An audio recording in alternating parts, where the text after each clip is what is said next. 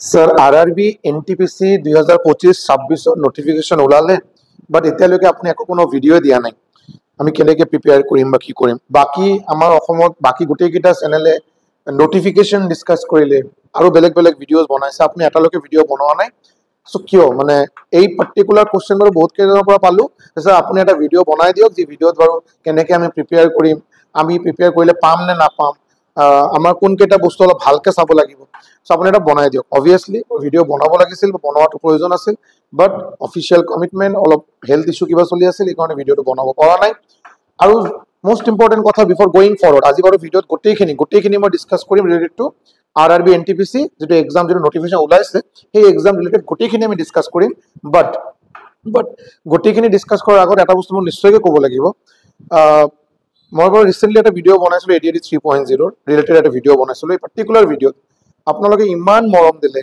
এই ভিডিঅ'টো আপোনালোকে ইমান ভাল পাইছে মানে সৰু এটা চেনেল হিচাপে যেটো বাৰু চেনেলত 3000 সাবস্ক্ৰাইবাৰ হোৱা নাই চাগে এতিয়ালৈকে এই চেনেলত আপুনি এটা ভিডিঅ'ত ইমান মৰম দিলে ভিডিঅ'টো ইমান এপ্ৰিচিয়েট কৰিলে আৰু মই বস্তুখিনি যেনেকে মই সদায় যেনেকে ট্ৰাই কৰো আৰু ষ্ট্ৰেট ফৰৱাৰ্ড অনেষ্টলি বস্তুখিনি কোৱাৰ বাবে এটো আপোনালোকে যদি এপ্ৰিচিয়েট কৰিলে এটো কাৰণে মই গ্ৰেটফুল মই সঁচাকে কৃতজ্ঞ সো মোৰ নাম Sourav and I welcome you all to the official YouTube channel of Euphoria Academy আশা কৰো আপোনালোকে সবে ভালে আছে আৰু আজিৰ এই ভিডিঅ'ত আমি আৰআৰবি এনটিপিসি ৰিলেটেড যিমান কেইটা আপোনাৰ কোৱেৰিজ আছে গোটেইকেইটা মই ভালকে লিষ্ট ডাউন কৰা আছে বাৰু মই কপি লৈ আহিছো গোটেইকেইটা লিষ্ট ডাউন কৰা আছে সো মই এটো এটাকে মানে গোটেইকেইটা কোশ্চেনৰ আনসাৰ মই দিম বুলি মই আশা কৰিছো আৰু बाकी बहुत केटा मीथ আছে ইয়াতে যে স্যার आरआरबी एनटीपीसी तो बहुत टफ एग्जाम होता है एसएससी सीजीएल तो बहुत टफ होता है आप किए होंगे कि आप बहुत अच्छे स्टूडेंट हुए होंगे हम लोग सर कैसे करेंगे क्या नहीं करेंगे সেনে কি বহুত মানে আননেসেসারি মিথ বুলি কয় তো কোনো বাস্তব জীবনৰ লগত কোনো সম্পৰ্কই নাই বাৰু সো এইকেইটা নিশ্চয়কৈ ডিসকাস কৰিম এইকেইটা পইণ্ট লৈ নিশ্চয়কৈ ডিসকাস কৰিম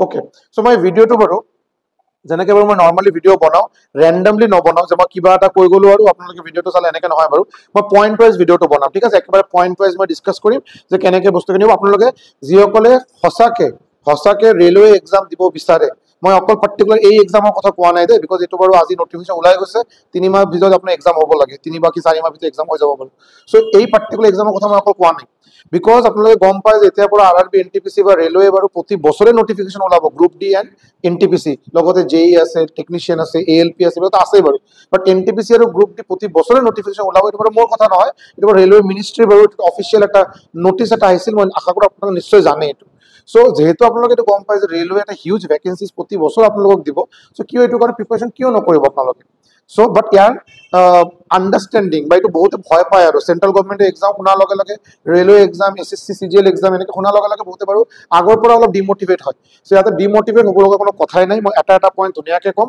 আৰু ইন ডিটেইলছ কম ঠিক আছে ওকে ফাৰ্স্ট অফ অল মোৰ ইন্ট্ৰোডাকশন বিকজ আপোনালোকৰ মাজত বহুত আছে মোক চিনি পায় আৰু ইয়াতে বহুত বেছি হ'ব যিসকল মোক চিনি নাপায় বাৰু সো তেখেতসকলৰ কাৰণে সৰু এটা ইন্ট্ৰোডাকশন মোৰ নাম Sourav born and brought up কোকৰাঝাৰৰ পৰা বিলং কৰো কোকৰাঝাৰৰ পৰা মানে মেট্ৰিক হাই সেকেন্ডাৰী কোকৰাঝাৰৰ পৰা কৰা ইয়াৰ পিছত মই ইঞ্জিনিয়াৰিং কৰিলো মেকানিক্যাল ইঞ্জিনিয়াৰিং কৰিলো ইয়াৰ পিছত মেকানিক্যাল ইঞ্জিনিয়াৰিং কৰাৰ পিছত আমাৰ যেটাকে ইঞ্জিনিয়াৰিং ভাল আপুনি এটো মোৰ কলেজ বুলি কথা নহয় যিকোনো আপুনি ভাল ইঞ্জিনিয়াৰিং কলেজৰ খবৰ যদি লয় তাতে আপোনাৰ লাষ্ট ইয়াৰ মানে 4th ইয়াৰত বিটেক 4th ইয়াৰত আপোনাৰ কোম্পানী আহে আৰু বেলেগ কোম্পানী আহে ৰিক্ৰুটমেন্ট কৰাৰ কাৰণে চাকৰি দিয়াৰ বাবে সো মই বাৰু এই থাকাৰ সময়তে 4টা কোম্পানীত চাকৰি হৈছিল টিসিএস গোদৰেজ এসেঞ্চাৰ আৰু জিন্দাল ষ্টিল এই 4টা কোম্পানীত চাকৰি হৈছিল ফাইনালি মই টিসিএস টাটা কনসালটেন্সি সাৰ্ভিসেছ মই জয়েন কৰিছিলো এজ এ সিস্টেম ইঞ্জিনিয়াৰ তাতে 3.5 বছৰ চাকৰি কৰিলো আৰু এই চাকৰি কৰাৰ সময়তে এই পাৰ্টিকুলাৰ টিসিএছৰ চাকৰি কৰাৰ সময়তে এটা প্ৰাইভেট এমএনসি কোম্পানীত চাকৰি কৰাৰ সময়তে মই প্ৰিপাৰেচন কৰিছিলো প্ৰিপাৰেচন কৰাৰ জৰিয়তে মই ৰেলত চাকৰি পালো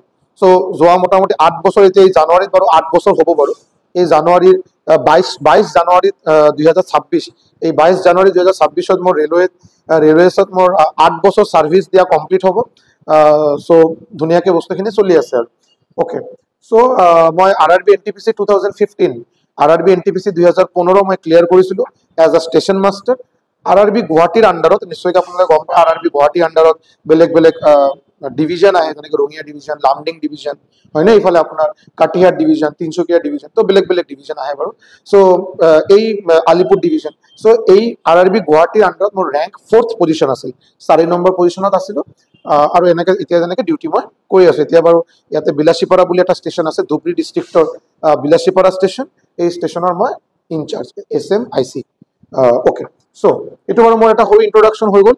ইয়াৰ বাহিৰত আৰু চাগে প্ৰয়োজন নাই আৰু এটা মানে মই বাৰু অলৰেডি এটা পাৰ্টিকুলাৰ এক্সাম ক্লিয়াৰ কৰিছোঁ, যি এক্সামৰ মই আজি ডিছকাশ্যন কৰিবলৈ গৈ আছোঁ। চ' আশা কৰো ইমানখিনিয়ে চাফিচিয়েণ্ট হয় নে নাই? চ' এই পইণ্টটো আমাৰ ক্লিয়াৰ হ'ল। নেক্সট সেল্ফ প্ৰিপাৰেশ্যন অৰ কোচিং। চ' ইয়াত এটা কুৱেশ্যন এটা আহে বাৰু বহুতৰে বাৰু, যে ৰেলৱে এক্সাম যদি ক্লিয়াৰ কৰিব লগা থাকে কোচিং ল'বই লাগিব, আৰু ভাল জেগাৰ পৰা, মানে এনেকে নহয় যে মই ক'তবা এটা এনেকে কোচিং ল'লো, এনেকে নহয়। ভাল কিবা দিল্লী চাইডৰ কিবা এটা কোম্পানী বা এপ, মানে ভাল কোচিং চেণ্টাৰৰ পৰা কোচিং ল'বই লাগিব, আদাৰৱাইজ ৰেলৱে ক্ৰেক কৰা সম্ভৱ নহয়। চাব, এইটো এটা কমপ্লিট মিথ হয়, এইটো এটা কমপ্লিট মিথ হয়। এটা বস্তু অলপ ভালকে শুনিব হা। আৰু এইটো মই ৰিচেণ্টলি মই বেলেগ এজন মই পাহৰি গ'লো চাগে ক'ত পালো, বাট বেলেগ এজন আমাৰ অসমৰে এজন ইউটিউবাৰ বা টিচাৰ ক'ব পাৰি, ইউটিউবাৰ কোৱাটো চাগে বেয়া কথা হ'ব, তেখেতে টিচাৰ হয় বাৰু।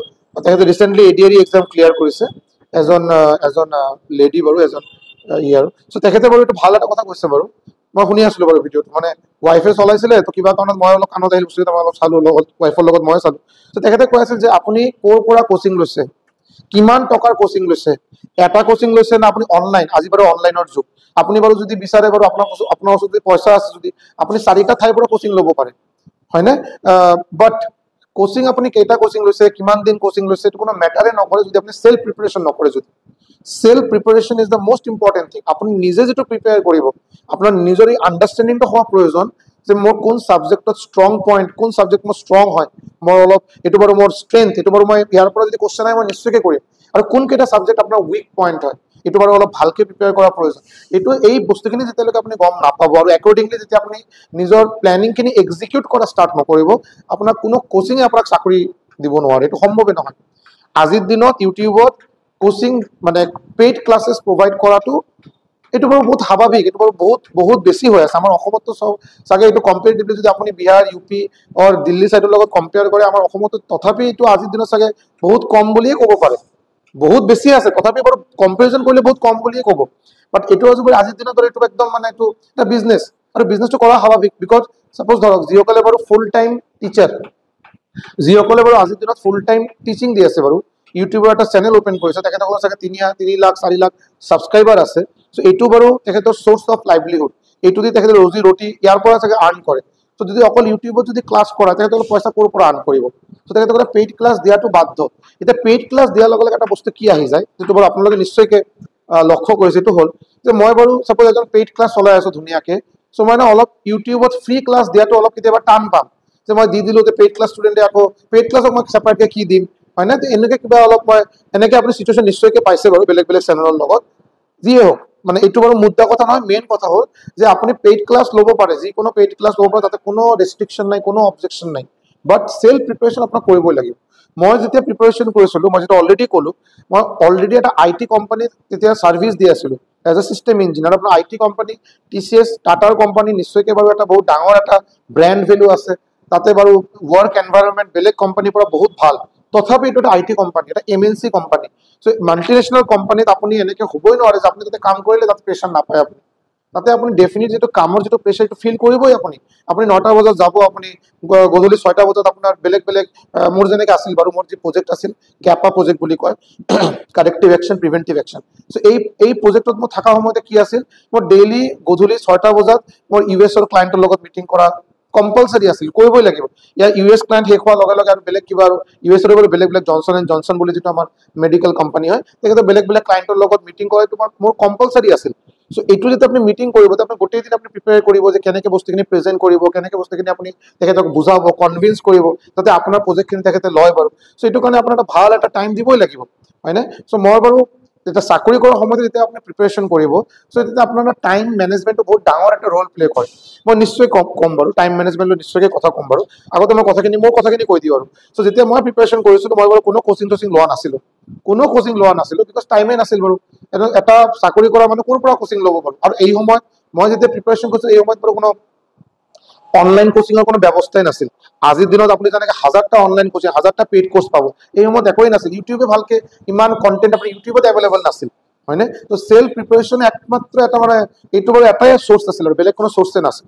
ক্লিয়াৰ? অ'কে। চ' মই বাৰু সেল্ফ প্ৰিপাৰেশ্যন কৰিছোঁ, মই বাৰু কোনো কোচিং লোৱা নাই। মই যদি সেল্ফ প্ৰিপাৰেশ্যন কৰি চাকৰি পাব পাৰোঁ, আপুনি যদি ষ্ট্ৰেটেজি ভালকে ফলো কৰে, ভালকে নিজৰ যিটো মই বাৰে বাৰে কৈ আছো কেনেকে প্ৰিপেয়াৰ কৰিব লাগে সেইটো যদি ভালকে বুজি পায় নিশ্চয়কৈ কৰিব পাৰিব, তাতে কোনো ডাঙৰ কথা নহয়।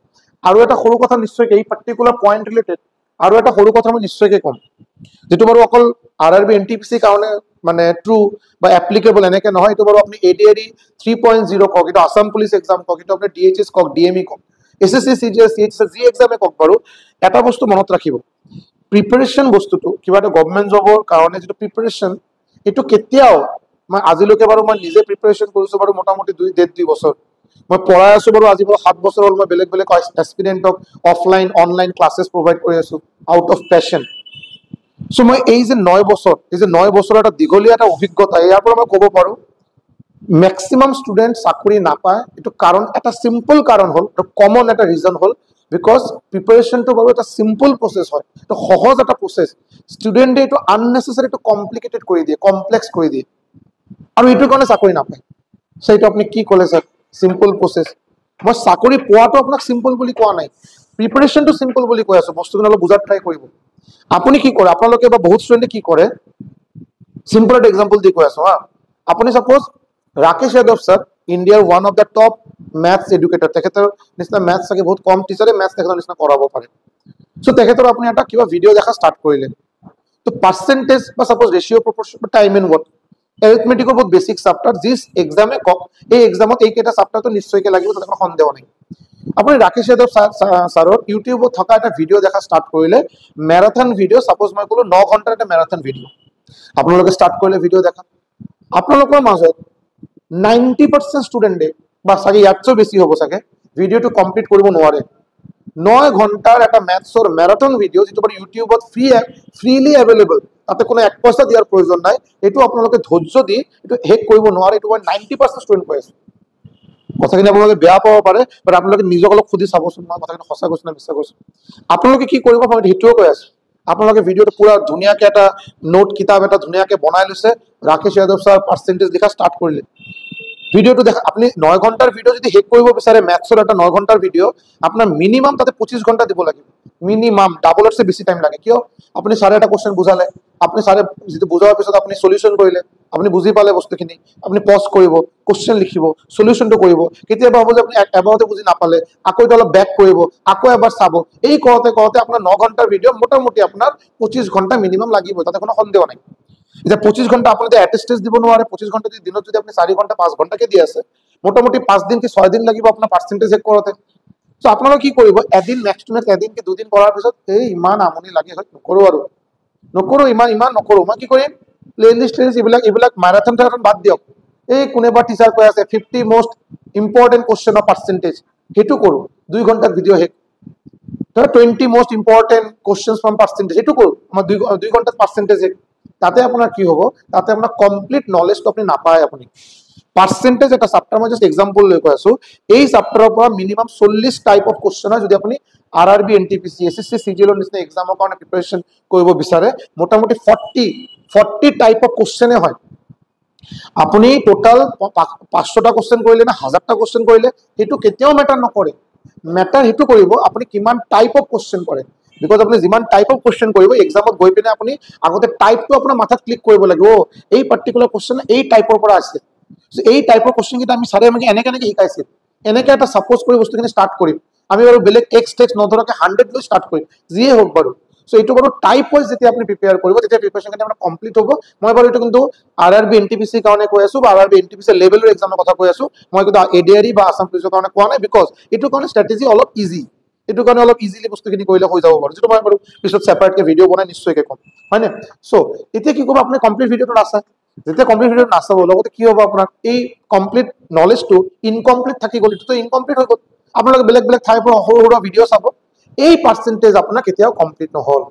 এক্সামত যাব, এক্সামত যে ইমান যে আপুনি বেলেগ ভিডিঅ'ৰ পৰা চালে বাৰু কোনো কামেই নিদিব। চ' এই কাৰণে মই কৈ আছো, যিকোনো এজন টিচাৰৰ পৰা মই এজন টিচাৰক আমি কমপ্লিটলি ফ'ল' কৰক মই সেইটো কোৱা নাই। আগতে মই যিটো কৰিছিলো বাৰু, মই নিজৰ কথা কওঁ বাৰু, মই আগতে বাৰু এনেকে ৰিচাৰ্চ কৰিছিলো, আগতে বাৰু চিলেবাছটো ধুনীয়াকৈ লিখিছো, যে টোটাল 22টা চাপ্টাৰ আছে মেথছত। চ' এই পাৰ্টিকুলাৰ চাপ্টাৰৰ কাৰণে ইউটিউবত ভাল এভেইলেবল ভিডিঅ' কি আছে চাওঁ, চ' এভেইলেবল ভিডিঅ' পালো, চাপোজ ৰাকেশ যাদৱ ছাৰৰ এই পাৰ্টিকুলাৰ চাপ্টাৰৰ, ৰাকেশ যাদৱ ছাৰৰ এটা 9 ঘণ্টা বা 8 ঘণ্টাৰ ভিডিঅ' আছে, তাতে মই বহুত কমেণ্ট পালোঁ, বহুত ৰিভিউ পালোঁ, বহুতে ভাল বুলি কৈ আছে, নিশ্চয় এইটো ভালেই হ'ব, মই এইটো শ্বৰ্ট লিষ্ট কৰিলোঁ। সাপোজ এভাৰেজ চেপ্টাৰৰ কাৰণে মই গগন প্ৰতাপ ছাৰৰ এটা ভিডিঅ' শ্বৰ্ট লিষ্ট কৰিলোঁ। টাইম স্পীড এণ্ড ডিষ্টেন্সৰ কাৰণে মই আদিত্য ৰঞ্জন ছাৰৰ এটা ভিডিঅ' চিলেক্ট কৰিলোঁ, বিকজ যি পাৰ্টিকুলাৰ ছাৰে মোক এই পাৰ্টিকুলাৰ চেপ্টাৰৰ ওপৰত এটা ভালকৈ মেৰাথন ভিডিঅ' দিব, এই মেৰাথন ভিডিঅ' চাম। মই লাইভ ভিডিঅ' কেতিয়াও নাচাওঁ, মই অকল ৰেকৰ্ডেড ভিডিঅ' চাম। কাৰণ কি ৰেকৰ্ডেড ভিডিঅ' মই নিজৰ ইচ্ছাকে মই স্পীড বঢ়াব পাৰিম, কমাব পাৰিম, বেক যাব পাৰিম, অলপ এইটো হৈ গ'ল বাৰু, এইটো পাৰিম বাৰু, মই অলপ ফাষ্ট ফৰৱাৰ্ড কৰি মই আগত গুচি গ'লোঁ। সেইটো মই ৰেকৰ্ডেড ভিডিঅ'ত কৰা সম্ভৱ, লাইভ ভিডিঅ'ত কৰা সম্ভৱ নহয়। সেইকাৰণে মই কেতিয়াও ষ্টুডেণ্টক নকওঁ যে আপুনি লাইভ ভিডিঅ' চাওক। মই নিজৰ লাইভ ভিডিঅ' কেতিয়াও নবনাওঁ, আপোনালোকে কেতিয়াও আজিলৈকে মই লাইভ ভিডিঅ' দিয়া নাই বেছি। ৰেকৰ্ডেড ভিডিঅ' চাব, টাইম আপোনালোকে বাচিব আৰু বচাব পাৰিব টাইমখিনি আপোনালোকে। ক্লিয়াৰ? চ' এই চেল্ফ প্ৰিপাৰেশ্যন আপুনি যেতিয়া কৰিব, অলপ নিজে বুজি পাব লাগিব যে যেনেকৈ চাব চিমিলাৰলি জিএছৰ এই পাৰ্টিকুলাৰ ছাবজেক্ট কোন টিচাৰে ভালকৈ পঢ়াইছে, এই পাৰ্টিকুলাৰ ছাবজেক্ট যেনেকৈ Parmar sir, SSC Parmar SSC বুলি যে কয়, তেখেতৰ বাৰু ধুনীয়াকৈ প্লেলিষ্ট বনোৱা আছে ইউটিউবত। পেইড কোৰ্স কেইটা তেখেতে বাৰু পেইড কোৰ্স শেষ হোৱাৰ পিছত ভ্যালিডিটি শেষ হোৱাৰ পিছত এইটো ইউটিউবত দি দিয়ে, ধুনীয়াকৈ আপুনি পাই যাব। কিন্তু এইটো ধৈৰ্য্যৰ প্ৰয়োজন, এইটো বাৰু এদিন বা দুদিনত শেষ হোৱা বস্তু নহয়। চাৰে এটা বস্তু যিটো 1.5 ঘণ্টাত কৰাব, এইটো যদি আপুনি কৰিব বিচাৰে মোটামুটি আপোনাৰ 3 ঘণ্টা 4 ঘণ্টা দিবই লাগিব নোটটো বনোৱাৰ কাৰণে। যদি আপুনি নোট নবনায় ভালকে, নিজৰ যদি নোট নবনায়, যদি এই প্ৰিপাৰেশ্যনে নহয়।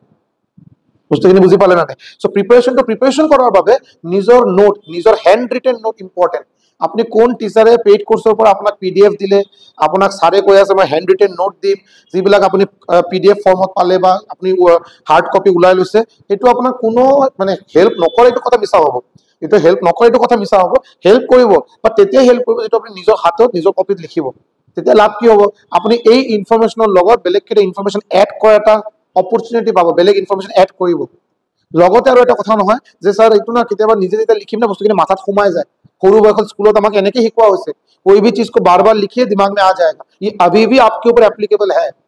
लेकिन आप लोग सोच रहे होंगे सर मैं तो अभी बड़ा हो गया हूँ, मैं तो अभी मैच्योर हो गया हूँ, मैं तो खुद एक प्राइवेट नौकरी कर रहा हूँ, मैं खुद एक प्राइवेट स्कूल का टीचर हूँ, तो मुझे ये सब का क्या जरूरत है? वो तो बचपन में होता था, वो बचपन में नहीं मरते दम तक वो एप्लीकेबल रहेगा। जिस चीज को आप लिखेंगे एक बार से ज्यादा 2 बार 4 बार उसको रिवाइज करेंगे, वो चीज याद रहेगा। जिसको आप सिर्फ PDF के थ्रू पढ़ेंगे, एक बार देख लेंगे, वो एग्जाम में आपको कोई काम का नहीं रहेगा, वो याद नहीं रहेगा। ক্লিয়ার? সো সেলফ প্রিপারেশন যদি আপনি কৰিব বিচাৰে নিশ্চয়কৈ ওয়েলকাম। সেলফ প্ৰিপাৰেশন যদি কৰে, প্ৰিপাৰেশন কৰা যায়, এইটো কোনো মিছা কথা নহয়। বাট এইটো কাৰণে আপোনাৰ নিজৰ এটা ষ্টাডি কৰাৰ প্ৰয়োজন যে কোন বস্তু ক'ৰ পৰা ভালকৈ পাই আছো। আদাৰৱাইজ যদি আপোনাৰ নিজৰ ওপৰত কনফিডেন্স যদি নাই আৰু লগতে টাইম যদি দিব নোৱাৰে, যদি আপুনি ভাবিছে মই টাইম কোনো পৰ্যায়ে দিব পৰা নাই, মই হাউচ ৱাইফ, মই নিজৰ ফেমিলি চাই আছো, মই বাচ্চা এটা আছে বাচ্চাক চাব লাগে, লগতে আৰু কেইটামান টিউচন কৰো, মই বাৰু টাইমে দিব পৰা নাই, তেতিয়া আপুনি পেইড কোৰ্স লৈ লওক। তেতিয়া আপুনি ধুনীয়াকৈ পেইড কোৰ্স লৈ লওক। আদাৰৱাইজ সেলফ প্ৰিপাৰেশ্যন কৰি কিন্তু কৰা সম্ভৱ, এইটো বাৰু মই আপোনাক ক'ব পাৰোঁ। ক্লিয়াৰ? ওকে। এতিয়া বাৰু বহুত এটা কোৱেশ্চন থাকে, স্যাৰ বুকস টু ৰেফাৰ, কোন কোন কিতাপ স্যাৰ ৰেফাৰ কৰিম? চাব কিতাপ কি ৰেফাৰ কৰিব, সেইটো বাৰু অবভিয়াছলি মই নিজৰ বিকজ মই যি সময়ত প্ৰিপাৰেশ্যন কৰিছিলোঁ এই সময়ত কিতাপ বেলেগ বেলেগ আছে। ঠিক আছে? আজিৰ দিনত যেনেকৈ বহুত বেছি চ'ৰ্চেছ আমাৰ হাতত আছে, আৰু মই বহুত কিতাপ মই বাৰু কেতিয়াও এনেকৈ নকওঁ যে মই যেনেকৈ মেথছ আৰু ৰিজনিং মোৰ এইটো জনাৰ হয়, মই একচুৱেলি মেথছ আৰু ৰিজনিঙৰ টিচাৰ। ইয়াৰ লগতে মই ষ্টুডেণ্টক যেনেকৈ পেইড কোৰ্ছত মই ষ্টুডেণ্টক মই GS পঢ়াই আছো, মই মেথছ পঢ়াই আছো। বিকজ এতিয়া পঢ়াটো বাৰু মই নিজে যিহেতু এটা এক্সাম ক্ৰেক কৰিছোঁ, SSC CGL 2017 Tier 1 Tier 2 clear কৰিলোঁ। Tier 1ত অল ইণ্ডিয়া ৰেংকিং 704 আছিল। চ' মই নিশ্চয়কৈ GS আৰু ইংলিছ বা মেথছ বা ৰিজনিং নপঢ়াকৈ বাৰু CGL নিচিনা এক্সামটো কোনেও ক্ৰেক কৰিব নোৱাৰে। চ' মই নিশ্চয়কৈ ইমানখিনি নলেজ মোৰ ভিতৰত আছে, যিমানখিনি মই যিটো শ্বেয়াৰ কৰিলে ষ্টুডেণ্টে নিশ্চয়কৈ তেখেতে বাৰু কিবা এক্সাম এটা ক্লিয়াৰ কৰিব। এইটো SSC হ'ব পাৰে, এইটো ADRE হ'ব পাৰে, আছাম পুলিচ হ'ব পাৰে, ৰেলৱে হ'ব পাৰে। চ' মই পঢ়াই আছো, বাট মোৰ নিজৰ যিটো স্পেচিয়েলিটি মোৰ মেথছ আৰু ৰিজনিং, হয় নে নাই? চ' মই কথাখিনি কিয় ক'লো, বিকজ মই যেতিয়া প্ৰিপাৰেশ্যন কৰিছিলোঁ এই সময়ত বহুত বেছি কিতাপ নাছিল। এই সময়ত ৰাকেশ যাদৱ ছাৰৰ কিতাপ আছিল, ৰাকেশ যাদৱ ছাৰ। চ' মই এই মেথছৰ কাৰণে যদি আপোনাক কওঁ, মেথছৰ কাৰণে মই ৰাকেশ যাদৱ ছাৰৰ কিতাপ চাইছিলোঁ।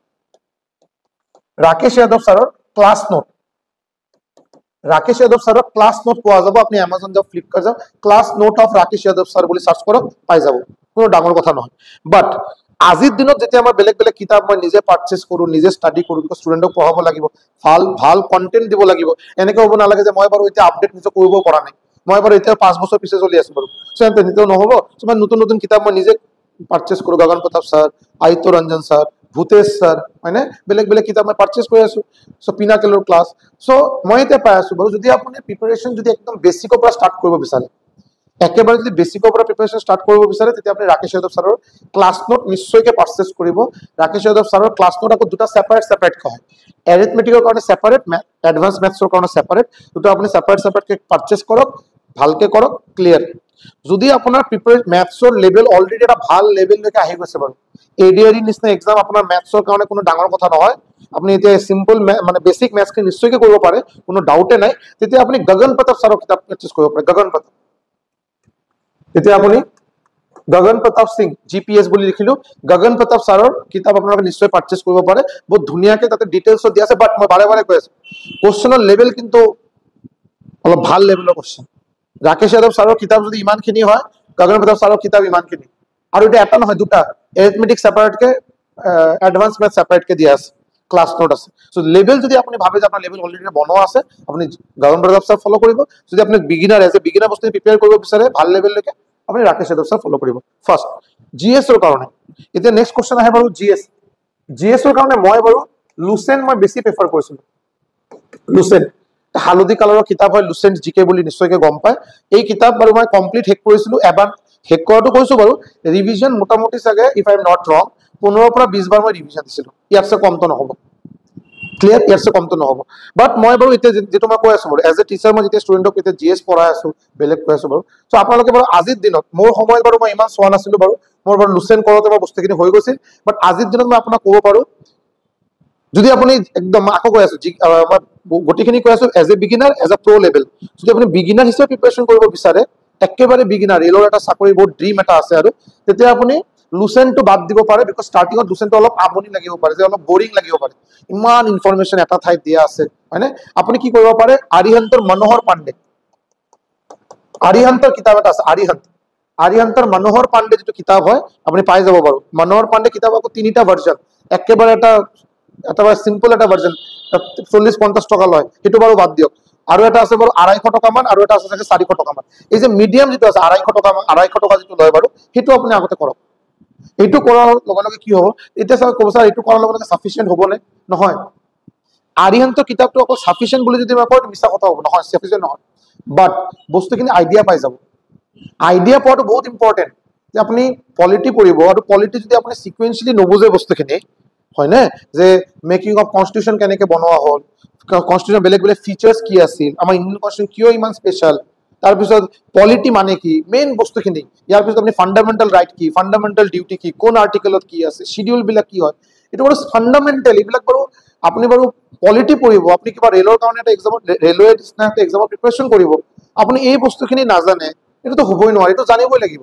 চ' বেছিক বস্তুখিনি ষ্ট্ৰং কৰা প্ৰয়োজন, সেইটোৰ কাৰণে আৰিহান্ত। বাট আৰিহান্ত কি অকল আৰিহান্ত কৰিলে হ'বনে? এডিআৰিৰ কাৰণে নিশ্চয়কৈ হৈ যাব।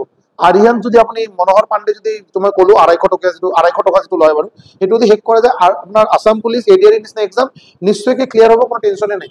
কিন্তু এছএছচি চিজিএল আৰু আৰআৰবি এনটিপিচিৰ কাৰণে আৰিহান্ত অকল সাফিচিয়েন্ট নহয়। তেতিয়া আপুনি কি কৰিব, আৰিহান্তটো কৰাৰ পিছত যেতিয়া আপুনি কনফিডেন্স পাই যাব, আপুনি পাৰমাৰ এছএছচি ছাৰৰ দুটা কিতাপ হয়, পাৰমাৰ, এটা হয় ফেটমেন, এটা হয় আপোনাৰ ফেটমেন, এটা আপোনাৰ আছে লিটিল বয়, ঠিক আছে? এই দুটা কিতাপ আছে। লিটিল বয়টো বাৰু ষ্টাৰ্টিঙত ল'ব নালাগে, লিটিল বয়টো ষ্টাৰ্টিঙতে ল'ব নালাগে বাৰু, বিকজ এইটো কমপ্লিট এমচিকিউজ, এইটো আগত ল'ব নালাগে। আপুনি ফেটমেনটো ল'ব পাৰে। ফেটমেনত আপুনি কি ক'ম আৰু, মানে আজিৰ দিনত ইয়াতছে ভাল জিএছ কিতাপ মই বাৰু ইণ্ডিয়ান মাৰ্কেটত মই নাপাওঁ। মইতো চাব, পাৰমাৰ ছাৰ, ৰাকেশ যাদৱ ছাৰ, গগন প্ৰতাপ ছাৰ, তেখেতসকলৰ কাৰণে মোৰ নিচিনা সৰু এটা মানুহ চাগে এক্সিষ্টে নকৰে, তেখেতসকলে ইমান হাই লেভেলৰ টিচাৰ। চ' মই আননেচেৰী তেখেতকতো বাৰু প্ৰমোশ্যন নকৰিম, কোনো পৰ্যায়, মই জাষ্ট অনেষ্টলি আপোনাক কৈ আছো বাৰু, যে কোন কিতাপত কি আছে আৰু কোন কিতাপ কৰিলে কেনেকে হ'ব আৰু। তো আৰিহান্তটো কৰিলে আপোনাৰ বেছিক বস্তু হৈ যাব, আমাৰ ষ্টেট লেভেল এক্সাম হৈ যাব বাৰু।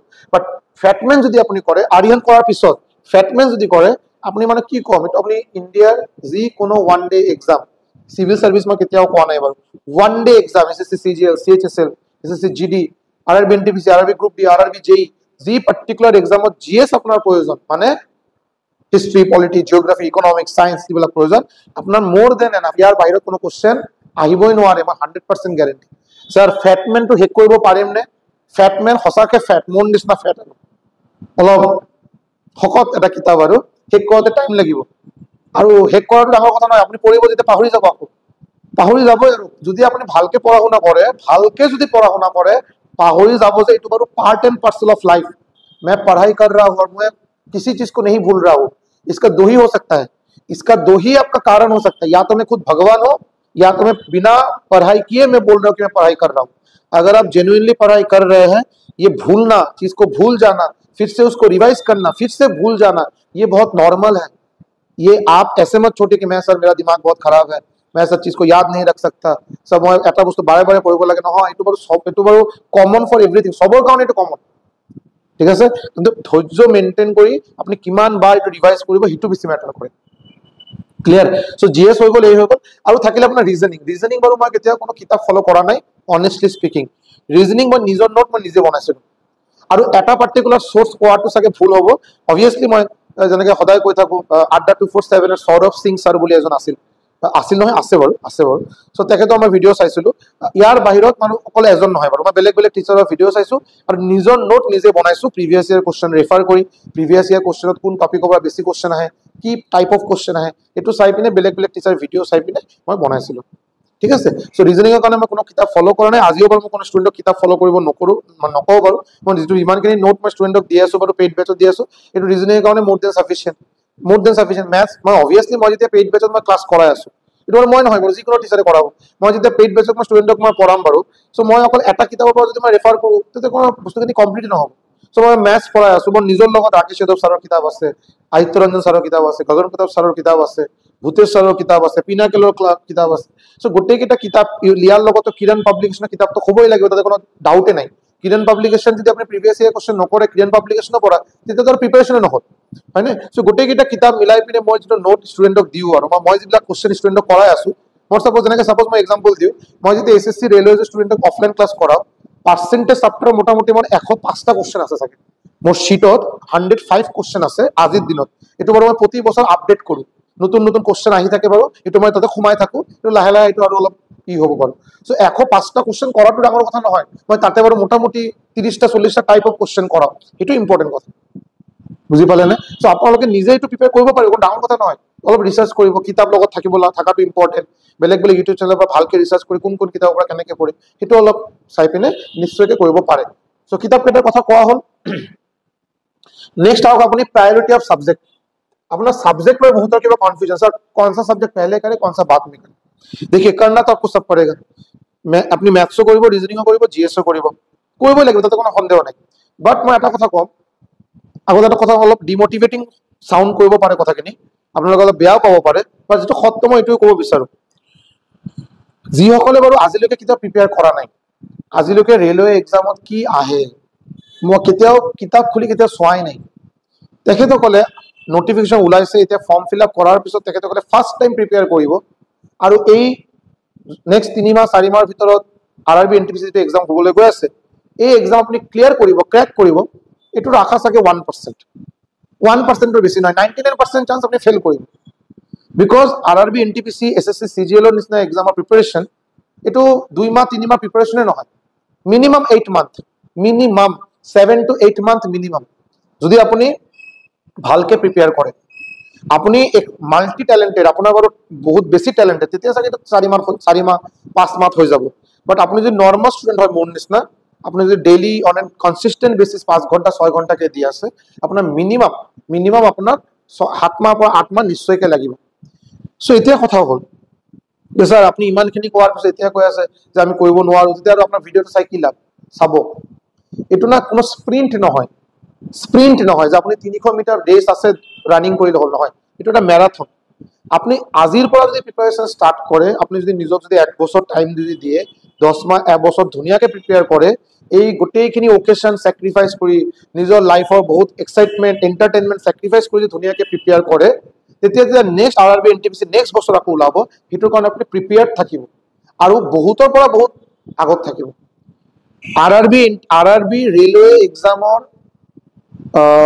ক্ৰেজ আটাইতকৈ বেছি, এটো মই কোৱা নাই, আপনি নাম্বাৰ অফ এপ্লিকেন্ট চাই লওক। এই যোৱা বছৰ যেটো আৰআৰবি এনটিপিসি হল, তাতে আপনার ফর্ম ফিল আপ করেছিল 1,21,00,000, 1,21,00,000 ফর্ম ফিল আপ হয়েছিল, আর সিট কেটা আছিল নিজে চাই লওক। সো রেশিও কি 1:, মোটামুটি 1:700, 700 স্টুডেন্টের ভিতৰত এজনে চাকৰি পাব, এইটো হল रेलवे सिलेक्शन रेशियो।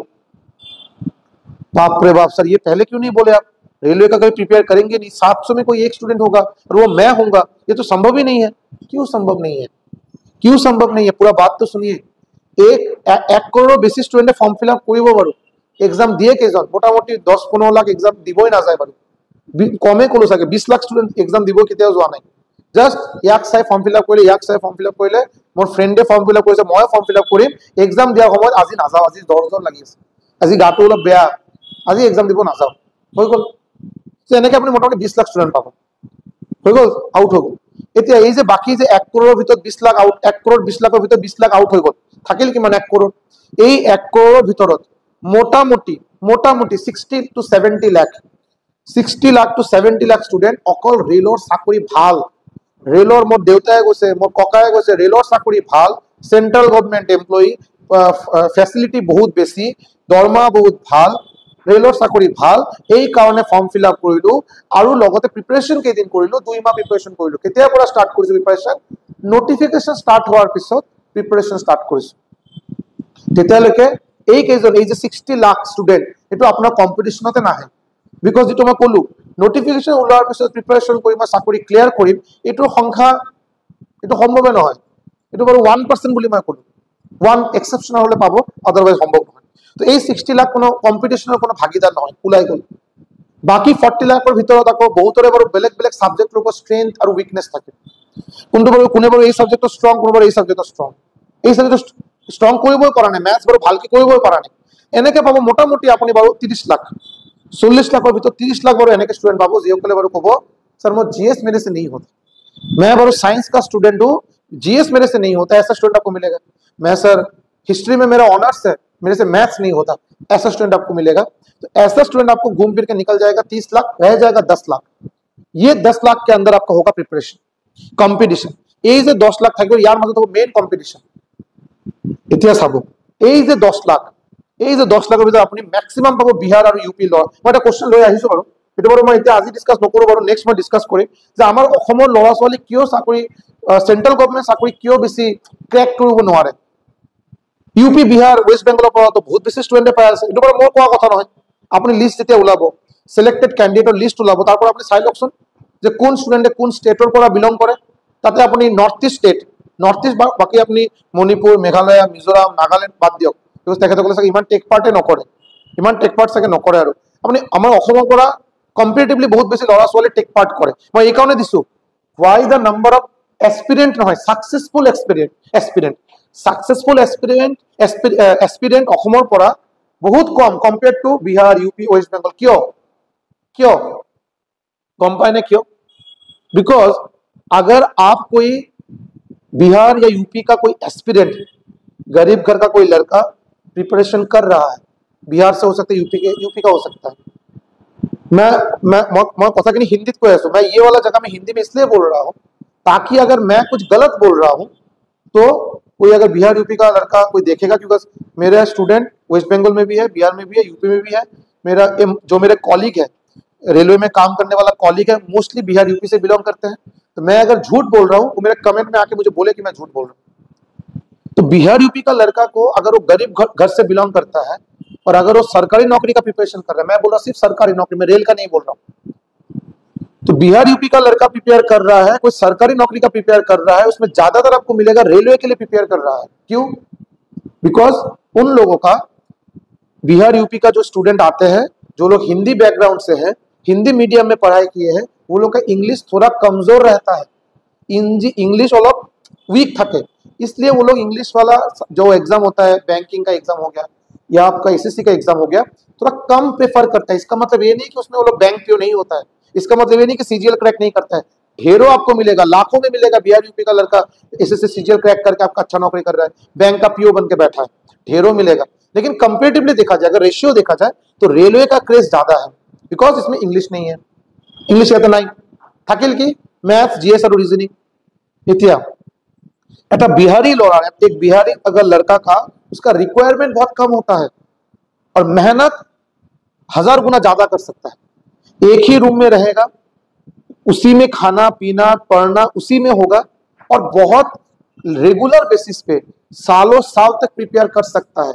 वो लोग ये नहीं करता कि नोटिफिकेशन निकालने दीजिए तब मैं प्रिपेयर करूंगा ना, कभी मैं मेरा देखा हुआ मेरे स्टेशन का, मेरे अगल बगल स्टेशन मास्टर हो गया, पॉइंट्समैन हो गया, गेटमैन हो गया, इंजीनियरिंग का जेई हो गया, ट्रैक मेंटेनर हो गया, जो लोग हाल ही में मैं नौकरी करने के बाद जो लोग क्रैक करके एग्जाम देके RRB NTPC RRB group D clear करके आए हैं, मैं जो इन लोग को जब देखता हूं, मुझे एक भी आज तक ऐसा बंदा नहीं मिला जब उन लोग से बात होता है कि सर मैं प्रिपरेशन, यकीन नहीं मानिए मैं प्रिपरेशन पहले कभी नहीं किया था, नोटिफिकेशन निकलने के बाद मैं 3 महीना पढ़ाई किया, मुझे नौकरी मिल गया।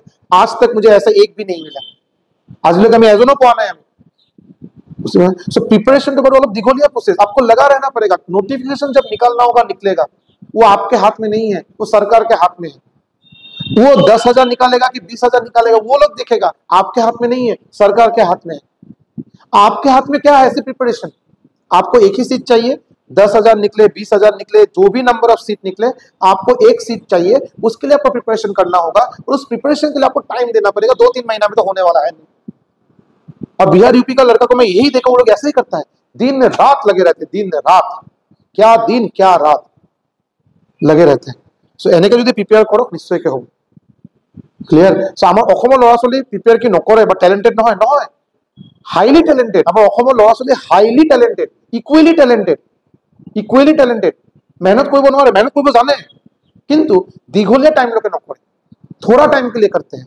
उसके बाद सर আমাৰ এডিআৰই ওলাই আছে, এডিআৰই কাৰণে প্ৰিপাৰেচন কৰিম, আসাম পুলিচ ওলাই আছে, আসাম পুলিচৰ কাৰণে কৰিম, বাৰু ইমান লেভেললৈকে মাথাত নোসোমায়, এৰি দিলো। सर यहाँ पे गलती होता है। अगर आप लोग लगे रहते आपका भी नौकरी होगा, ये मैं व्हाइट पेपर में लिख के दे सकता हूँ। আপোনালোকে যদি বস্তুখিনি যদি সারেন্ডার যদি নকৰে, যদি আপোনালোকৰ চাকৰি হ'ব নিশ্চয়কৈ হ'ব, বিকজ কোনো ডিফারেंस নাই। बिहार का लड़का आसाम का लड़का में आपका टैलेंट वाइज, कैपेबिलिटी वाइज कोई डिफरेंस नहीं है, सिर्फ एक ही डिफरेंस है, पेशेंस। पेशेंस देखे तो पेशेंस অলপ বেশি, ধৈর্য বেশি, যুঁজিব মানে যুঁজিব বিচাৰে, আৰু এবছৰ 2 বছৰ এই দালি ভাত আৰু আলু চোখা खाए बारू लगे हैं, मतलब चल रहा है। हम लोग का जल्दी सरेंडर हो जाता है, सरेंडर नहीं करना है। मैं बोल रहा हूँ, तो मैं खुद क्लियर किया विदाउट एनी कोचिंग। मैं भी आसाम से बिलोंग करता हूँ, अगर मेरा होगा तो आपका क्यों नहीं होगा बोलिए? तो मैं कोई तिस्मा खां नहीं हूँ, मैं कोई बहुत टैलेंटेड आदमी नहीं हूँ, नॉर्मल आपके जैसे ही नॉर्मल। तो आप मेरा अगर होगा तो आपका भी होगा, आपको सिर्फ लगे रहना पड़ेगा, छोड़ देंगे तो दिक्कत है। क्लियर? ओके। सो और डिटेल्स डिस्कस करिम बारू। Revision is the key to success, very very important. আপুনি কিমান প্ৰিপেয়াৰ কৰিব, বহুত কিবা কিবি প্ৰিপেয়াৰ কৰিছে বাৰু, জিএছ টিএছ মেথছ ৰিজনিং বহুত কিবা কৰিছে বাৰু, বাট আপুনি ৰিভিজন দিয়া নাই, এই প্ৰিপাৰেচনৰ কোনো মূল্যই নাই। আপুনি নিজক এটা ৰুল বনাই ল'ব যে মই 20 দিন গ্যাপে গ্যাপ, এটা 20 দিন বা 25 দিনৰ এটা গ্যাপ বনাই ল'ব। এই 25 দিনৰ পিছত 2-3 দিন আপুনি হাতত এনেকে ৰাখিব খালি ৰিভিজন। এই যে যোৱা 25 দিনত আমি যিমানখিনি পঢ়িলে এইটো ৰিভাইজ কৰক নেক্সট 2-3 দিনৰ ভিতৰত। হৈ গ'ল, আকৌ নতুন বস্তু পঢ়া স্টাर्ट কৰিলে, আকৌ 25 दिन গ্যাপত এই যে আগৰ 25 दिन আৰু 25 दिन 50 दिन হৈ গ'ল, এই 50 दिनों বস্তু রিভাইজ করক। माने सीधा सा बात ये है, आपका ऐसा नहीं होना चाहिए कि सर 3-4 महीना से प्रिपेयर कर रहा हूं, लेकिन पहला हम लोग मैं स्टार्ट किया था सर हिस्ट्री से स्टार्ट किया था, एंशिएंट इंडियन हिस्ट्री से मैं प्रिपरेशन स्टार्ट किया था। आज सर 3 महीना हो गया प्रिपरेशन करते हुए, आज सर मुझे याद ही नहीं आ रहा है कि एंशिएंट हिस्ट्री में गुप्ता एम्पायर, गुप्ता पीरियड कब से शुरू हुआ था, गुप्ता पीरियड के बारे में क्या क्या क्या क्या पढ़े थे मुझे याद ही नहीं आ रहा है। सो एटू प्रिपरेशन নহয়, एटू प्रिपरेशन নহয়। प्रिपरेशन माने আপুনি প্ৰিপেয়াৰ কৰিব, লগে লগে ৰিভাইজ কৰিব, প্ৰেক্টিস কৰিব। मैथ्स বাৰে বাৰে পুৰণা বস্তু যিবিলাক আগত শিকিছে বাৰু, আজি বা এমাহ আগত আপুনি 2 মাহ আগত বস্তুখিনি শিকিছে, এটো ৰিভাইজ কৰক, প্ৰেক্টিস কৰক, मैथ्स ৰিজনিং প্ৰেক্টিস কৰক। এটো বাৰু মানে કોઈ জাদু নাই, কোনো ম্যাজিক নাই যে আপোনাক স্যাৰ সৌৰভ স্যাৰ তাতে যাম বাৰু मैथ्स শিকাই দিব, মই বাৰু मैथ्स আপোনাক শিকাই দিম, মই কি আৰু বেলেগ বেলেগ টিচাৰ আপোনাক শিকাই দিব, বাট প্ৰেক্টিসটো আপুনি কৰিব। আপুনি যদি প্ৰেক্টিস নকৰে, কোনে বাৰু আপোনাক এটো আয়ুৰ্বেদিক মেডিচিনৰ নিচিনা তেনে খোৱাই নিদিয়ে, প্ৰেক্টিস কৰিবই লাগিব। যেতিয়া আপুনি मैथ्स প্ৰেক্টিস কৰিব, ৰিজনিং প্ৰেক্টিস কৰিব, পুৰণা বস্তু আপুনি কেতিয়া পুৰণা হ'বই নিদিব, আপুনি বাৰে বাৰে ৰিভাইজ কৰি বস্তুখিনি एकदम तरताजा रखिए, एकदम पूरा फ्रेश रखिए। परसेंटेज का क्वेश्चन मैं कहीं से दीजिए ना, कब किए थे? 3 महीना पहले किए थे, रिवाइज करते रहते हैं, कहीं से भी दीजिए कर दूंगा, टाइम एंड वर्क दीजिए कर दूंगा। যদি রিভাইজ করে, প্র্যাকটিস করে, তেতিয়া এটো সম্ভৱ, আদাৰওয়াইজ সম্ভৱ নহয়। সো ৰিভিজন আপনি কিমান ভলিউম প্ৰিপেয়াৰ কৰিলে হেতু ম্যাটাৰ নকৰে, কিমান ৰিভাইজ কৰে এটো বেছি ম্যাটাৰ কৰে। ক্লিয়াৰ? মক টেস্ট ইম্পৰ্টেন্ট হয় না নহয়, এটো বাৰু আজি লাস্ট পয়েন্ট, এটোলে আৰু নিশ্চয়কৈ ডিসকাস কৰিম বাৰু। আগত এটা কথা কৈ দিও বাৰু, যিসকলে বাৰু এতিয়ালৈকে ভিডিওটো চাই আছে তেখেতসকলে বাৰু এটো পিছত এটো ৰিয়েলাইজ কৰিব পাৰে বা এটো এটা মনত এটা কোৱেৰি আহিব পাৰে যে স্যাৰ আপনি নোটিফিকেশন লৈ কোনো ডিসকাস কৰা নাই, নতুন নোটিফিকেশন ওলাইছে এটোলৈ কোনো ডিসকাস কৰা নাই। মই ডিসকাস নকৰো, কাৰণ কি মই এতিয়া ডিসকাস যদি কৰো এটা তো নতুন বস্তু নহব আপোনালোকে অলৰেডি বাৰু হাজাৰটা ইউটিউব চেনেলত বাৰু ৰেলৱে নটিফিকেশন ওলাইছে বুলি গম পাইছে ওলোৱা লগে লগে উইদিন 1 ঘন্টা তেখেতসকলে ভিডিঅ' বনাই আপোনাক দি দিছে তাতে আপোনাৰ কি কি সাবজেক্ট প্ৰয়োজন এলিজিবিলিটি ক্ৰাইটেৰিয়া কি form fill up already start হৈছে কেতিয়া ফৰ্ম ফিল আপ শেষ হ'ব এইবিলাক গোটেইখিনি আপুনি গম পাইছে আপোনাৰ কিমান এক্সাম ফিজ কিমান টকা দিব লাগিব ৰিজাৰ্ভ ক্যাটাগৰী কাৰণে কিমান পইচা জেনাৰেলৰ কাৰণে কিমান পইচা এইবিলাক গোটেইখিনি গম পাইছে তাতে কোনো প্ৰডাক্টিভ কথা নাই ইয়াত সো সেম বস্তু বেলেগে বনাইছে মই আকৌ বনাই আপোনাক কি আপোনাক হেল্প কৰিম মোৰ চাগে দুটামান লাইক বেছি পাম দুটামান সাবস্ক্ৰাইবাৰ বেছি পাম তাতে কোনো লাইক তাতে কোনো লাভ নাই কোনো লাভ নাই এই ভিডিঅ'খিনি চাগে আপুনি বহুত বেছি নাপাব যেটো মই নিজে ব্যক্তিগত মোৰ এক্সপেৰিয়েন্স নিজে মই প্ৰিপেয়াৰ কৰিছো এটো চাগে আপুনি বহুত বেছি নাপাব এই কাৰণে ভিডিঅ'টো বনাই আছো ঠিক আছে সো মই নটিফিকেশন ভিডিঅ' আগতে ক্লিয়াৰ কৰি মই নবনাও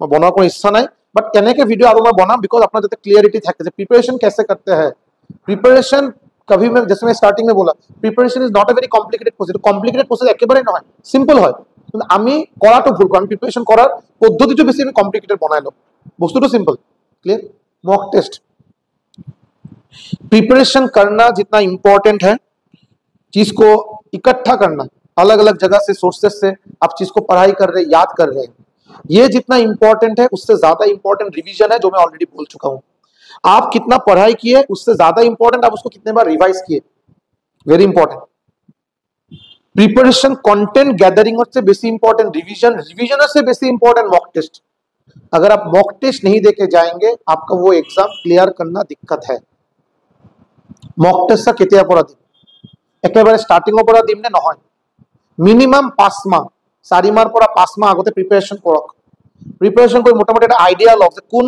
কি বস্তু মই পঢ়িম পাৰো কি বস্তু সিলেবাসত আছে কোনখিনি মোৰ স্ট্ৰেংথ কোনখিনি মোৰ উইক পয়েন্ট মই বস্তুখিনি এতিয়া ম্যাথছত মোটামুটি 70% চাপ্টাৰ হিট কৰিলো ৰিজনিং মোটামুটি 80% হেক হল জিএস মোটামুটি 70% হেক হল এতিয়া মই মক টেষ্ট দিয়াটো মোৰ সম্ভৱ তেতিয়া আপুনি মক টেষ্ট দি লাভ হ'ব মক টেষ্ট দি আপোনাৰ কনফিডেন্সটো লো নহব बहुते टीचर है बहुत यूट्यूबर की कहे स्टार्टिंग से मॉक टेस्ट दीजिएगा एक सप्ताह पढ़ने के बाद मॉक टेस्ट दीजिए की लाभ अपनी तो गमे ना पाए अपनी एজন बिगिनार अपनी गमे ना पाए अपनी किमान अपना समुद्र ওচৰত কিমান পঢ়া আছে আপনি গমে না পায় আপনি মক টেষ্ট দি কি ঘন্টা বুজি পাবো আপনি 4 মাহ 5 মাহ হ'ব নিজৰ এটা আইডিয়া হ'ব আপনি বুজি পাবো যে আপোনাৰ স্ট্ৰং পয়েন্ট কি আপোনাৰ উইক পয়েন্ট কি সিলেবাসৰ কিমানখিনি পাৰ্সেন্টেজ আপনি হেক কৰিলে কিমানখিনি বাকি আছে তেতিয়া আপনি মক টেষ্ট দি আপনি এনালাইজ কৰা এটা कैपेबिलिटी পাবো আপনি तो सर ये चीज मैं किया हुआ था फिर भी नहीं कर पाया इसको मुझे नोट कॉपी में डालना पड़ेगा और ये चीज सर मैं नहीं अटेम्प्ट किया बिकॉज ये अभी तक मैं किया ही नहीं हूँ सिलेबस अभी तक ये मेरा बाकी है करना करेंगे तब इसको भी कर लेंगे सो एज ए एनालिसिस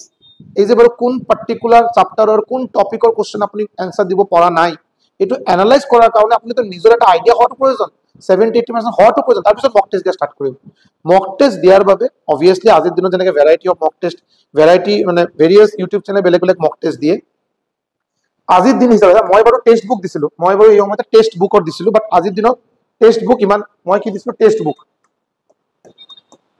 মই বাৰু টেক্সট বুকৰ দিছো টেক্সট বুক নিশ্চয়কৈ দিব পাৰে আপুনি এটা মোটামুটি ভাল লেভেল অফ কোশ্চেন পাই যাব যেটো নরমালি এক্সামত আহে বাট আজিৰ দিনত দেখা গৈছে বাৰু যে এসএসসি সিজিএল আৰু আৰআৰবি এনটিপিসি কোশ্চেনৰ লেভেল অলপ বেলেগ ধৰণৰ আহি আছে ঠিক অলপ এডিকুইটি লোল তাৰপিছত আকৌ টিসিএস মাজতে আহিছিল বাৰু সো অলপ বেলেগ ধৰণৰ হোৱা ষ্টাৰ্ট হৈছে সো মই বাৰু আপোনাক ক'ব পাৰো কেৰিয়াৰ উইল যে এপ আছে কেৰিয়াৰ উইল এই কেৰিয়াৰ উইল এপ আপোনাৰ ৰাকেশ যাদৱ ছাৰৰ এপ হয় তাতে আৰু বেলেগ বেলেগ ভাল ভাল ফেমাস টিচাৰ তেখেতসকলে পঢ়ায় ইয়াতে সো এই কেৰিয়াৰ উইলৰ মক টেষ্ট আপোনালোকে ল'ব পাৰে ধুনীয়াকৈ আপোনাৰ প্ৰিপাৰেচন হৈ যাব বঢ়িয়াকৈ প্ৰিপাৰেচন হৈ যাব আপুনি আৰু মক টেষ্ট এতিয়া দিয়া কোনো প্ৰয়োজন নাই মানে যিসকলে বিগিনাৰ 4 মাহ 5 মাহ হোৱাৰ পিছত প্ৰিপাৰেচন আপুনি দিয়ক আৰু যিসকলে বাৰু অলৰেডি ভাল এটা প্ৰিপাৰেচন হৈছে এতিয়া বাৰু RRB NTPC exam notification form fill up ওলাইছে ফৰ্ম ফিল আপ কৰিব এক্সাম দিব তেখেতসকলে বাৰু নিশ্চয়কৈ এতিয়ালৈকে অলৰেডি মক টেষ্ট দিয়া আৰম্ভ কৰিছে বাৰু তেখেতসকলে আৰু কি মই এডভাইস দিম তেখেতসকলে অলৰেডি মক টেষ্ট দিয়া আৰম্ভ কৰিছে ठीक है सो मॉक टेस्ट देने के लिए मुद्दा बात यह है 4 महीना 5 महीना प्रिपरेशन जरूरी है ताकि आपको समझ में आए कि आप क्या गलती कर रहे हैं क्या ठीक कर रहे हैं जो गलती कर रहे हैं उसको कैसे ठीक किया जाए ठीक है उसके लिए आपको बेसिक नॉलेज होना बहुत जरूरी है ठीक है सो एक এটা পয়েন্ট বাৰু আছিল আৰু বেছি বাৰু পয়েন্ট লৈ আজি এক্সট্ৰা পয়েন্ট মই লৈ আহা নাই বাৰু ভিডিওটো অলৰেডি বহুত দীঘলীয়া হ'ল বেছি দীঘলীয়া নকৰো বাট লাষ্ট মই এটা কথা কৈ হেক কৰিম বাৰু प्रिपरेशन मुझे ऑलरेडी कोसो इसको ना थोड़ा पेशेंटली इसको कीजिए इसको हड़बड़ी में मत कीजिए बहुत ज्यादा सोर्सेस मत रखिए मैं कुछ इधर से करूंगा कुछ उधर से करूंगा अलग अलग चैप्टर अलग अलग टॉपिक अलग अलग सोर्सेस में अच्छा दिया है उसको पहले नोट डाउन कीजिए तब कीजिए एक ही चीज को अलग अलग सोर्सेस से मत कीजिए জিওমেট্রি এটা বহুত দীঘলীয়া ম্যাথছৰ চ্যাপ্টাৰ আপনি একটা চ্যাপ্টাৰ হেড কৰতে 5টা বেলেগ বেলেগ টিচাৰৰ ভিডিও পালে ভিডিঅ' চাইছে বাৰু, এই জিঅ'মেট্ৰি কেতিয়াও আপোনাৰ জ্যামিতিৰ কাম কৰিব নাই, এই জ্যামিতি কেতিয়াবা আপোনাৰ কিবা লাভ হ'ব নাই। अलग अलग टीचर अलग अलग तरीके से पढ़ाएंगे, कोई ये चीज को आगे पढ़ाएगा, कोई इसको बाद में पढ़ाएगा, कोई इसको दूसरा तरीके से समझाएगा, कोई इसको दूसरा तरीके से समझाएगा, और आप एक ही चीज को अलग अलग टीचर से देख रहे हैं और किसी को कंप्लीट नहीं कर रहे हैं। मजा का बात तो ये है, the greatest irony is that कि आप इसको कंप्लीट ही नहीं कर रहे, सबको थोड़ा थोड़ा थोड़ा थोड़ा कर रहे हैं, तो इससे नहीं होगा। तो उसको थोड़ा लगे रहिए, प्रिपरेशन करते रहिए। मैं बोल रहा हूँ अगर मेरे से हुआ है আজিলৈকে বাৰু মই নিজে চাকৰি পোৱাৰ পিছত আজিলৈকে বাৰু আৰআৰবি এনটিপিসি ক্লিয়াৰ কৰা মাস্টাৰ গাৰ্ড গুডছ গাৰ্ড মোৰ পৰা ক্লাছ লৈ হোৱা ষ্টুডেন্টৰ সংখ্যা বাৰু 13 জন। আৰআৰবি এনটিপিসি ক্লিয়াৰ কৰা ষ্টুডেন্ট আজি পৰা মই মোৰ ক্লাছৰ পৰা successful candidate RRB NTPC clear কৰিছে 13 জন। আৰআৰবি গ্ৰুপ ডি ক্লিয়াৰ কৰিছে বাৰু 19 জন। 13 জন অলৰেডি আৰআৰবি এনটিপিসি পাইছে, 19 জন অলৰেডি আৰআৰবি গ্ৰুপ ডি পালে। আৰু মই তেখেতসকলৰ কম্পেৰিজন আপোনাক কৈ আছো, মোৰ লগত কম্পেয়াৰ কৰি মই আপোনাক কৈ আছো, এই 13 জন এই 19 জন মই যদি চাকৰি পাব পাৰো আপোনালোকেও পাব পাৰে। কোনো ডাঙৰ কথা নহয়, কোনো ৰকেট সায়েন্স নহয়, খালি main important change is patience, ধৈৰ্য, ডিসিপ্লিন। আজি পঢ়া শুনা হল, কালি পঢ়া শুনা বাদ দিলো, কালি দুর্গা পূজা, নেক্সট একেবারে 4-5 দিন একদম মানে শেষ, পঢ়া শুনা কোনো নিয়মে নাই, নেক্সট আহি গল দিৱালী, নেক্সট আহি গল হ্যাপি নিউ ইয়াৰ, নেক্সট আহি গল প্ৰিপাৰেচন। এনেকে নহয়, preparation to part time business নহয় যে কেতিয়াবা কেতিয়াবা অলপ পঢ়া শুনা কৰিম, নহয়। Preparation is a full time business. আপুনি বেলেগ ঠাইত চাকৰি কৰি আছে, বেলেগ আপুনি ক্লাसेस গ্ৰেজুৱেচন কৰি আছে, কি কৰি আছে, ভাল কথা, তাতে কোনো অসুবিধা, আপনি এজন হাউস ওয়াইফ, কোনো অসুবিধা নাই। বাট নিজৰ ডেইলি লাইফ, তাৰ ভিতৰত আপুনি ডেফিনেট এটা টাইম ওলোৱাটো আপোনাৰ প্ৰয়োজন। কিন্তু ৰাতিপুৱা 4টা বজাত উঠক, আপুনি 4টাৰ পৰা ৰাতিপুৱা 4টা বজাৰ পৰা আপুনি 6টালৈকে পঢ়া শুনা কৰক, বা আপুনি ৰাতি আহি আপুনি সবে যেতিয়া ভাত খাই আৰু তেতিয়া টোপনি যাব আৰু তেতিয়া আপুনি পঢ়া শুনা স্টাर्ट কৰক। मेहनत करना पड़ेगा, मुझे 7 घंटा सोना है, 8 घंटा सोना है, टाइम टू टाइम खाना चाहिए, टाइम टू टाइम खाएंगे। बाकी एंटरटेनमेंट का जो भी होगा, किसी का बर्थडे पार्टी, किसी का शादी का रिसेप्शन आ गया, कुछ भी आ गया, सब अटेंड करेंगे। उसके बाद टाइम रहेगा, खेल कूद सब कुछ करेंगे, उसके बाद टाइम रहेगा तो प्रिपेयर करेंगे। उसको प्रिपरेशन नहीं बोलते हैं। बिना मतलब का जितना भी टाइम है प्रिपरेशन में वो देंगे, वो आपका टाइम का वेस्ट होगा। रेदर वो आप जिंदगी एक ही बार मिला है, तो आप जिंदगी जीने में ज्यादा ये कीजिए। तो वो थोड़ा बहुत प्रिपरेशन करने से प्रिपरेशन नहीं होगा, बिना मतलब का वो जगह का टाइम वेस्ट कर रहे हैं। तो लाइफ आपको एंजॉय करना है, तो लाइफ आप दूसरे तरीके से एंजॉय कीजिए, प्रिपरेशन क्यों करेंगे आप। और যদি প্ৰিপাৰেচন কৰিব বিচাৰে, আপুনি যদি এইটো যদি আপোনাৰ মেন্টালিটি আছে, যেটো বাৰু মোৰ আছিল, যেটো বাৰু মোৰ ওচৰত ক্লাस কৰা বহুতৰ আছে বাৰু, যে না सर लाइफ अभी है, जिएंगे सर, पहले सर 1-2 साल पूरा मेहनत कर लेते हैं, लाइफ को थोड़ा सेटल कर लेते हैं सर, उसके बाद जिंदगी जिया जाएगा, अपने रूल पे जिंदगी जिएंगे।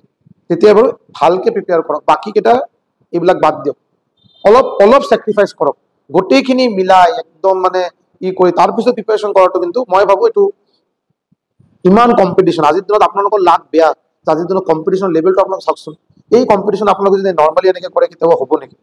সো অলপ প্লিজ ভালকে প্ৰিপেয়াৰ কৰক। কিবা কোৱেৰিজ, কিবা সাজেশন যদি কিবা লাগে বা কিবা এনিথিং লাগে, মোৰ নম্বৰটো সদায় মই দি দিও বাৰু, মই আকৌ এবাৰ দি দিও, এইটো বাৰু মোৰ নম্বৰ। ফোন নকৰিব বাৰু, মোৰ ৰিকুৱেষ্ট থাকে, ডাইৰেক্টলি কল নকৰিব, ফোন ডাইৰেক্টলি কল কৰাৰ কোনো প্ৰয়োজন নাই, কাৰণ অফিসত থাকো, নাইট ডিউটি থাকে, ডে ডিউটি থাকে, আৰু ষ্টেচন মাস্টাৰ চাকৰিটো অলপ কমে পায় বাৰু, অলপ ক্ৰিটিকেল চাকৰি হয়, আপোনাৰ ওপৰত বহুত কিবা কিবি ডিপেন্ডেন্ট থাকে, কেতিয়াবা ক্লাছ থাকো, অফলাইন অনলাইন ক্লাছ কৰো। সো ডাইৰেক্ট ফোন কৰিলে চাগে আপুনি এনসাৰ নাপাব, আৰু আপুনি হোৱাটছএপ কৰি ল'ব, এই নম্বৰত হোৱাটছএপ কৰি ল'ব, any query, anything, any suggestion that you want, মানে মোৰ ফালৰ পৰা যদি আপুনি বিচাৰে মোক এবাৰ সুধিব, মই নিশ্চয়কৈ জনাই দিম। থ্যাংক ইউ সো মাচ, থ্যাংক ইউ সো মাচ।